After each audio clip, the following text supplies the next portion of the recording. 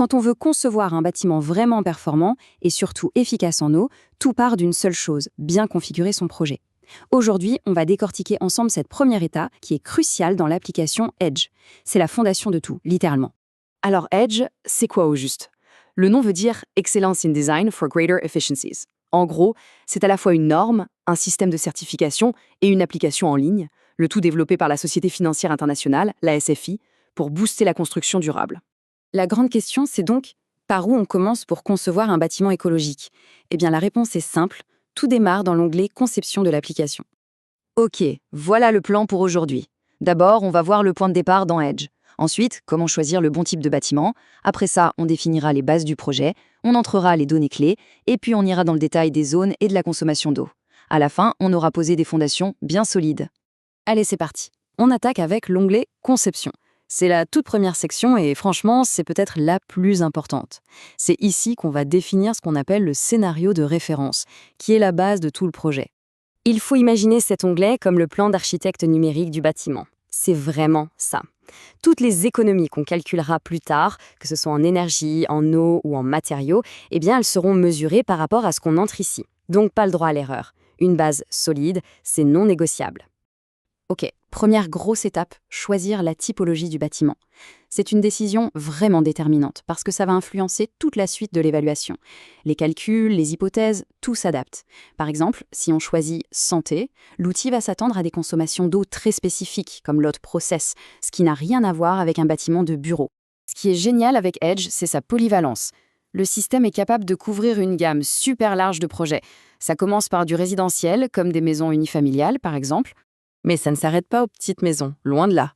L'outil peut gérer des projets bien plus complexes, comme des resorts hôteliers complets, avec tous leurs bâtiments et leurs installations bien spécifiques. Et voilà, ça montre bien la puissance du truc. Qu'il s'agisse d'un campus universitaire ou d'un grand centre commercial, il y a toujours une typologie Edge qui correspond. En bref, pour résumer, Edge couvre vraiment presque tout. Du résidentiel, de l'hôtellerie, des commerces, de l'industrie, des bureaux, des hôpitaux, des écoles et même les bâtiments à usage mixte, ce qui mélange un peu tout ça. Franchement, la couverture est hyper complète. Bon, une fois qu'on a choisi le type de bâtiment, il faut s'attaquer aux bases, disons, administratives du projet. C'est une couche d'information super importante pour que l'évaluation soit bien organisée et bien structurée. Alors là, attention, point très important, il faut bien faire la différence entre le projet et le sous-projet. Le projet, c'est l'ensemble, le développement complet. Le sous-projet, c'est une seule brique de cet ensemble qu'on va modéliser séparément. Un bon exemple, une tour d'appartement, ça peut être un sous-projet à l'intérieur d'un grand projet de développement de quartier. Encore un détail qui en fait n'en est pas un du tout. La localisation. C'est fondamental de choisir le bon pays et la bonne ville. Pourquoi? Eh bien parce que l'application va charger automatiquement toutes les données climatiques locales. Et ces données, c'est la base de tous les calculs de performance énergétique du bâtiment. Allez, on continue.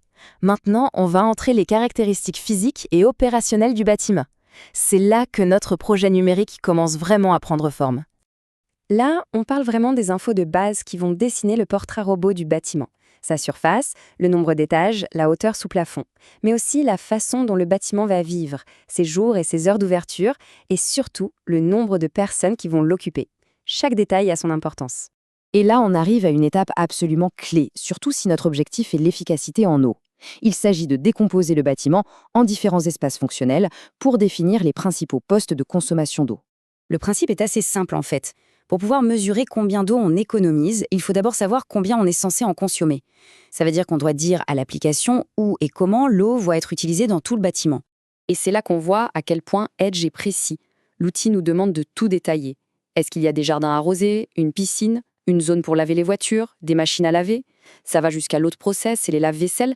C'est cette précision qui va rendre la simulation vraiment fiable. Regardons un exemple concret, l'eau de process. En cochant oui et en précisant la consommation journalière, on donne à l'outil une information cruciale pour calculer le potentiel d'économie. Chaque petite info comme ça permet de dresser un portrait super fidèle de l'empreinte en eau du bâtiment. Juste pour être bien clair, quand on parle d'eau de process, ce n'est pas l'eau des toilettes ou du chauffage. Non, ça désigne l'eau utilisée directement dans des processus industriels ou pour des équipements très spéciaux, comme ceux qu'on trouve dans les hôpitaux par exemple. C'est un poste de consommation majeur dans certains types de bâtiments. Voilà, on arrive au bout de cette plongée dans l'onglet Conception. Si on devait résumer, cette étape, c'est vraiment la construction des fondations sur lesquelles toute l'évaluation de la performance va reposer. L'idée qu'il faut vraiment garder en tête, c'est ça. L'onglet Conception, c'est la fondation numérique du projet. C'est la pierre angulaire de toute la démarche, que ce soit pour l'eau, l'énergie ou les matériaux. Franchement, c'est la meilleure façon de le dire. Être rigoureux à cette étape, ce n'est pas une option, c'est une obligation. C'est indispensable pour que les résultats à la fin, les fameux pourcentages d'économie, veuillent dire quelque chose et correspondent à la réalité du projet. Et tout ça, ça nous amène à la question finale, bien sûr. Maintenant que cette base super solide est en place, qu'est-ce qu'on fait? La prochaine étape, c'est de découvrir tout le potentiel d'économie. Jusqu'où peut-on aller? C'est tout l'enjeu des étapes suivantes dans Nudge.